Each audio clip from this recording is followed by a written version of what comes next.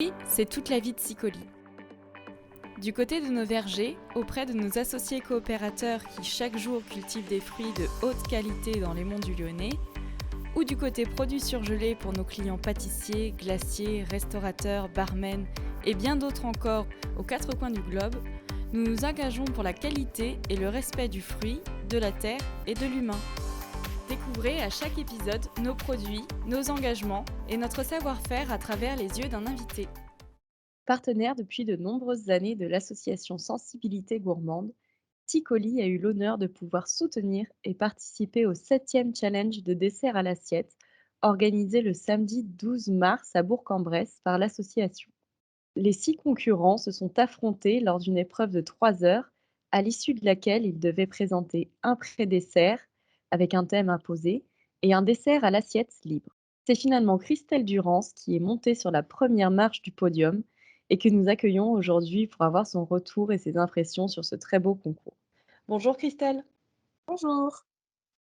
Avant de commencer le podcast, est-ce que tu pourrais brièvement te présenter et nous résumer ton parcours dans le monde de la pâtisserie? Oui, bien sûr. Du coup, moi, j'ai fait mes études sur Nantes, de base. J'ai fait un bac, ensuite un BTS et du coup, j'ai complété par une mention pâtisserie, tout ça dans le même lycée. Après, sortie d'études, je suis partie faire une année à Barcelone, du coup, pour commencer ma vie un peu professionnelle et aussi profiter, voir ce qui se passait aussi dans les autres pays. De retour en France, je suis passée à Uriage-les-Bains, à la Maison Haribert et puis, du coup, maintenant, je suis au restaurant Paul Bocuse, demi-chef de partie depuis maintenant 2 ans. Voilà. Parfait, et qu'est-ce qui t'a poussée vers ce métier, en premier lieu? Depuis toute petite, j'ai été bercée, dans tous les cas dans le monde de la restauration parce que du coup mon père, lui est dans le milieu du vin.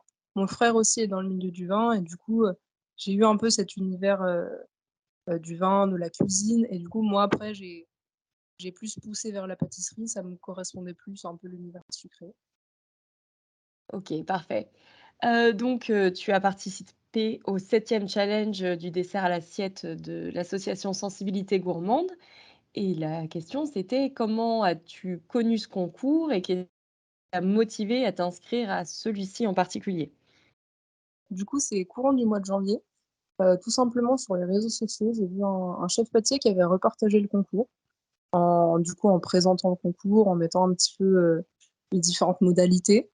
Et du coup, je me suis un peu plus renseignée et le pré-dessert autour du marron m'intéressait bien. Le dessert qui était plutôt libre, du coup, j'avais totalement carte blanche et je me suis dit: «OK, pour un premier concours, ça peut être pas mal» et puis en plus, du coup, c'était pas loin, de Lyon, donc aussi au niveau transport, c'était beaucoup plus facile. Du coup, je me suis dit: «Bon, bah, go se lancer pour un premier concours». C'était vraiment pour, essayer de montrer ta carte, directe et avoir, tout de suite la liberté dans le concours aussi? Voilà, c'était pour du coup avoir l'occasion de créer un dessert un petit peu à moi et aussi de le montrer aux autres, à l'univers de la restauration et de voir, ce dont aussi j'étais capable de faire, sur un lieu que je ne connaissais pas avec des personnes et un jury que je ne connaissais pas non plus. Et pour ce concours, tu as dit que tu en avais entendu parler fin janvier. Il s'est déroulé en mars. Comment tu t'es préparée? Est-ce que ça a été, intense? Est-ce que tu as fait appel à des coachs? Raconte-nous un peu ta préparation. Alors du coup, sur les premières semaines, je dirais jusqu'à mi-février, j'étais un petit peu pour savoir sur quel produit je voulais partir, un peu quel visuel je voulais donner aussi au dessert, donc c'était plutôt calme, on va dire. Et après, sur vraiment le dernier mois de préparation, là, je me suis vraiment, un peu plus investie, du coup au restaurant où là, je faisais beaucoup plus de tests, beaucoup plus d'épreuves blanches aussi pour voir si ça rentrait dans les 3 heures d'épreuve et du coup, j'ai été assistée bien sûr par le restaurant Bocuse pour tout ce qui est matériel, matières premières, tout ça et du coup, le chef Benoît Charvet aussi m'a pas mal aidée pour, toute l'organisation. On a dégusté ensemble, on a mis au point du coup les derniers détails ensemble aussi et c'est un partage assez intéressant quand même. Donc tu as passé un mois de février, un début de mois de mars, assez sportif. Voilà, c'est ça. C'était quoi, par exemple, une semaine type au niveau des, comme tu dis, des épreuves blanches, des tests et cetera? Une semaine type, bah, du coup, par exemple, 3 semaines avant le concours, Je faisais vraiment le dessert, mais sans vraiment de timing. Du coup, je faisais ma journée de travail et après, je prenais souvent 3 heures de temps pour refaire bien les éléments, pour voir si tout allait bien au niveau technique. Et après, sur les 2 dernières semaines, en général, si par exemple, je commençais à 9 heures le matin, de 6 heures du matin à 9 heures du matin, je faisais les 3 heures d'épreuve et du coup, comme ça, j'étais au calme aussi, sans trop de personnel autour de moi et après à 9 heures, classique au travail. Mais c'est intéressant et au moins le matin, on a les idées claires et du coup, même pour moi, pour l'épreuve, vu que je passais à 7 heures du matin, au moins je savais que toutes les conditions étaient dans le même sens, quoi. Oui, tu t'es mis, vraiment, vraiment dans le contexte du concours, ouais, tout à fait. Donc comme tu l'as dit, une des épreuves qui t'a inspirée, c'est le pré-dessert autour du marron et ensuite il y avait un dessert à l'assiette, totalement libre.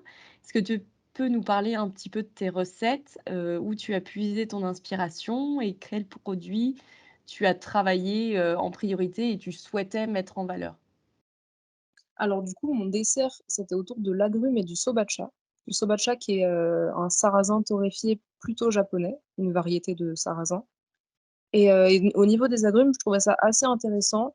Déjà parce que c'est quelque chose qui est assez frais, assez léger, mais aussi où on peut trouver tout ce qui est le côté acide, le côté amer et le côté puissant de l'agrume, et on peut aussi utiliser l'agrume, au niveau du jus, au niveau des zestes et du coup, je trouvais ça assez intéressant d'utiliser vraiment toute forme d'agrumes et du coup, sous toutes ces formes aussi. C'est pourquoi, j'ai utilisé, les agrumes et du coup, à côté de ça, je voulais ramener quand même un petit peu, entre guillemets, «une gourmandise» et une mâche et du coup, j'ai choisi le sobacha, aussi peut-être indirectement. Du coup, c'est une variété de sarrasin et moi qui viens de près de Nantes, j'avais le souvenir des galettes bretonnes. Du coup, l'odeur, me rappelait ces souvenirs à chaque fois et c'était un plaisir, quoi. Et au niveau du pré-dessert, du coup, autour du marron?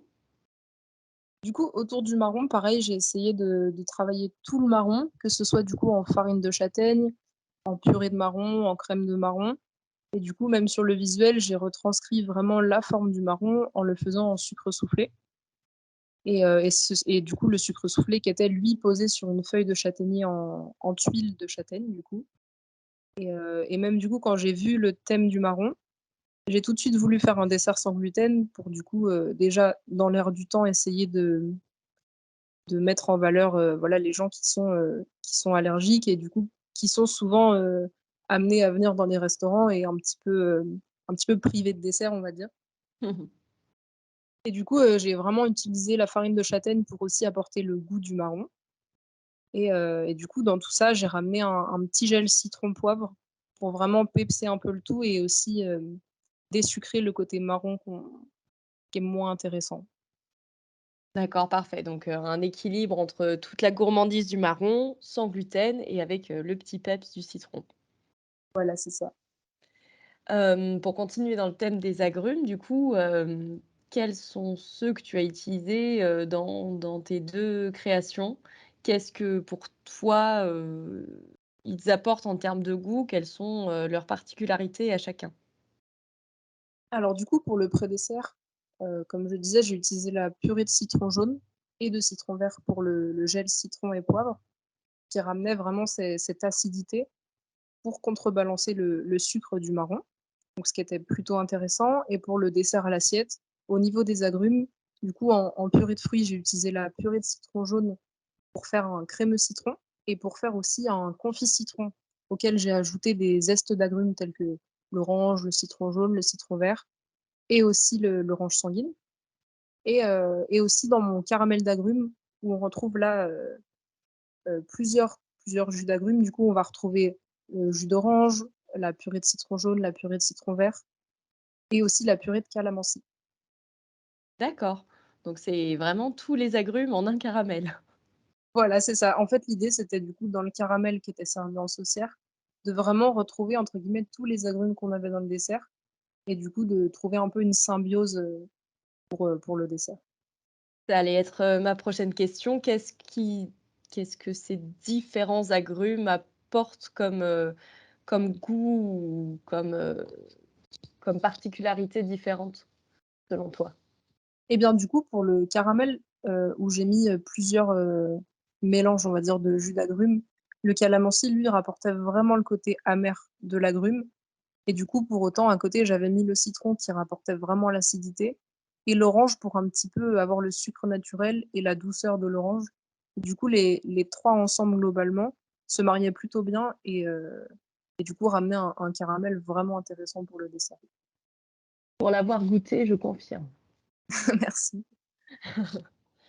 Alors je voulais, plutôt, maintenant me tourner vers, entre guillemets, «l'avenir» et savoir si tu es quelles étaient tes prochaines ambitions et si tu ambitionnais de faire d'autres concours?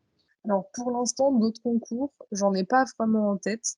C'est plutôt, je pense aussi sur l'instinct, sur, voilà, si j'en vois un passer, que ce soit dans des magazines de pâtisserie, sur les réseaux ou même à travers, mes collègues, tout ça. C'est plutôt avoir sur l'instinct pour voir le thème qui est proposé, du coup voir si sur le moment aussi j'ai le temps de m'y consacrer et sinon pour le futur, pour l'instant, moi je m'y sens très bien au restaurant Paul Bocuse. J'ai ma place et même niveau évolution, c'est très intéressant et aux côtés du chef Charvet, on a aussi de quoi apprendre tous les jours et ça pour le coup, c'est vraiment enrichissant. Donc on tu restes pour l'instant, à Lyon, au restaurant Paul Bocuse? Pour l'instant, j'y ai posé mes valises. Donc j'ai pour habitude de finir par un quiz où et simplement, répondre du tac au tac le plus vite possible, à quelques questions. Est-ce que tu es prête? Je suis prête. Le moment le plus stressant du concours? Je dirais le matin, au réveil, où du coup là, je me suis dit, «C'est le jour J, j'ai pas le choix, je peux pas reculer, tout est prêt, la voiture est chargée, donc c'est parti» et ça a été entre guillemets «le trajet» bizarrement le plus stressant, parce qu'au final, une fois arrivée sur place, en voyant toute l'organisation qui était vraiment nickel et en ayant tous mes éléments de prêt du coup dans le box, là je me suis dit: «OK, c'est parti» et tout le stress était parti et c'était vraiment du plaisir. La technique ou la recette dont tu es la plus fière? Pour mon dessert à l'assiette, c'est la tuile, du coup en 2 textures, qui est posée du coup sur le dessert et qui est aussi incurvée du coup en forme de vague et j'avoue que c'est la tuile dont je suis le plus fière et je pense sur le dessert, c'est aussi ce qui fait la différence visuellement et gustativement. Une rencontre que tu n'oublieras pas sur ce challenge? La rencontre avec Patrick Casula, que j'avais jamais eu l'occasion de rencontrer et qui est du coup le président de l'association et qui a vraiment eu les mots justes, pendant le concours pour me dire, voilà, qu'il était content aussi que je fasse partie du concours, que, bah, forcément moi j'étais aussi contente d'être là et aussi pour la remise des prix où vraiment le trophée, est magnifique, quoi. Une idée ou une technique que tu as remarquée chez un autre concurrent et que tu aimerais bien lui piquer? Eh bien, pas forcément au final, parce que du coup pendant l'épreuve, j'étais vraiment dans ma bulle et une fois l'épreuve finie, tout le stress et toute, l'adrénaline était partie. Donc au final, il y avait pas grand chose qui existait autour. Le ou les pâtissiers qui t'inspirent le plus? Bah, du coup forcément, celui avec qui, je travaille tous les jours, Benoît Charvet. Et après autour de ça, il y a bien sûr, quelques chefs parisiens qui font des desserts, somptueux. Il y a Philippe Conticini, Maxime Frédéric et aussi forcément un petit peu plus dans la campagne, on va dire. Il y a Alexandre Mornay, qui est du coup à la maison d'à côté en 2 étoiles et j'adore la vision un peu qu'il a, des desserts. Et pour finir, ton rêve le plus fou? Ce serait de repartir à l'étranger et de rallier un petit peu le plaisir du voyage avec le plaisir du partage de la pâtisserie. Un pays en particulier? Le Canada, qui serait plutôt cool. Et ben, en tout cas, merci d'avoir accepté de revenir un petit peu sur le concours, cette fois sans le stress, sans les juges tout autour. Puis on espère, te revoir bientôt et entendre vite parler de toi. Eh bien, merci à vous en tout cas.